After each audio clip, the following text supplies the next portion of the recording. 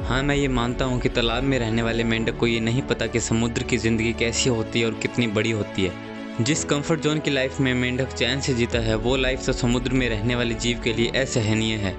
मेंढक को तो नहीं पता कि समंदर की ज़िंदगी कैसी होती है, पर तुम्हारे हाथ में तो इन्फॉर्मेशन एज का सबसे बड़ा इन्वेंशन है। तुम्हें ये बताने की ज़रूरत नहीं कि सक्सेसफुल लोगों की लाइफ कैसी होती है। तुम मेंढक की तरह भोले नहीं हो। तुम्हें ये भी पता है कि तुम छोटे से तालाब जैसे कंफर्ट जोन में हो, और ये भी पता है कि समुद्र जैसी सक्सेसफुल लाइफ कैसी होती है। तो तुम्हें और किस चीज़ की ज़रूरत है जब सारा सच तुम्हारे सामने है। तुम्हें पता है कि सक्सेसफुल लोगों की लाइफ कैसी होती है। तुम्हें पता है कि अमीरों के पास कितना पैसा होता है। तुम्हें पता है कि हेल्थ कॉन्शियस लोगों की सेहत किस लेवल की होती है। तुम्हें पता है कि मोटिवेशनल स्पीकर्स की एनर्जी किस लेवल की होती है। तुम्हें पता है कि ज़्यादा मोबाइल चलाने से किसका नुकसान है। तुम्हें पता है कि जल्दी उठने के क्या फ़ायदे हैं और लेट उठने के क्या नुकसान। तुम्हें पता है कि कितने ही गरीब लोग अमीर हो चुके हैं और कितने ही शर्मीले लोग इन्फ्लुएंसर। तुम्हें पता है कि तुम कितना कमाते हो और तुम खर्चना कितना चाहते हो। सब पता है, तुम्हें कुछ भी नहीं छुपा तुमसे। सब सच पता है, बस तुम खुद से छुपते जा रहे हो और खुद से झूठ बोलते जा रहे हो। ये सोचकर परेशान होने से कुछ नहीं मिलेगा कि मैं नहीं कर पा रहा। ये मत सोचो कि मैं आज फिर से नहीं कर पाया। ये सोचो कि मैंने आज भी कोशिश की और मैं कल भी कोशिश करूंगा। पता है दिक्कत कहाँ पर आ जाती है? जब हम हमारा कंफर्ट जोन तोड़ने में असफल हो जाते हैं और खुद से किया हुआ वादा तोड़ देते हैं, तब हम निराश और डिमोटिवेट हो जाते हैं। पर बस उसी वक्त थोड़ा सा संभलने की ज़रूरत है।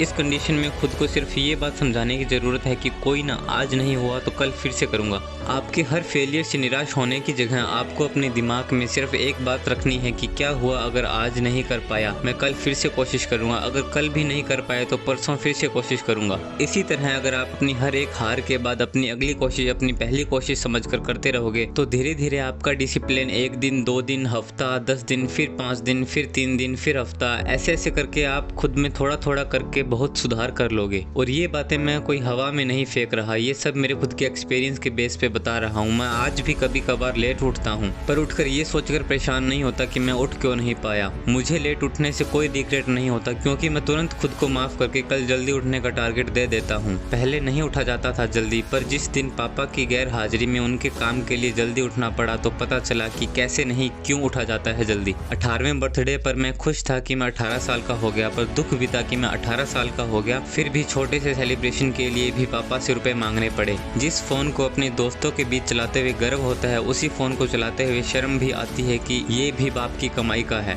और ऐसी ही सोच हर किसी की होनी चाहिए। इसी बात पर एक पुरानी लाइन कहूँगा कि बाप की दौलत पर क्या घमंड करना, मजा तो तब आए जब दौलत आपकी हो और बाप घमंड करे। जिस शक्ल सूरत की फोटो खींच खींच कर सबने मेमोरी फुल कर रखी है, वो शरीर भी पेरेंट्स की कमाई से बने खाने के कारण ही बना है। और अगर कुछ लोग ये सोच रहे हो कि ये सब माँ बाप अपने बच्चों के लिए नहीं करेगा तो और कौन करेगा, तो उनसे मेरा एक ही सवाल है कि ऐसा कौन सा एहसान किया था आपने अपने माँ बाप पर, जिसके बदले में वो अभी तक आपको पाल रहे हैं, आपकी हर ख्वाहिश पूरी करने की कोशिश कर रहे हैं। वैसे एहसान तो तुम पर है, तुम्हारे पेरेंट्स का, जो तुम्हें खिला रहे हैं, क्योंकि हर माँ बाप एक से नहीं होते। अगर एक से होते तो आज कोई बच्चा अनाथ नहीं होता। इसलिए सुख मनाओ कि तुम्हारे पास अपना परिवार तो है। और शायद तुम्हारे आलस और कंफर्ट जोन का कारण भी यही है कि तुम्हारे पास वो सब कुछ है जो तुम्हें चाहिए। और अगर तुम्हारे पास वो सब कुछ नहीं है जो तुम्हें चाहिए, तो क्या किसी का इंतजार कर रहे हो कि कोई तुम्हें देकर जाएगा? अरे कोई कुछ नहीं देगा, तुम्हें सब खुद हासिल करना पड़ेगा।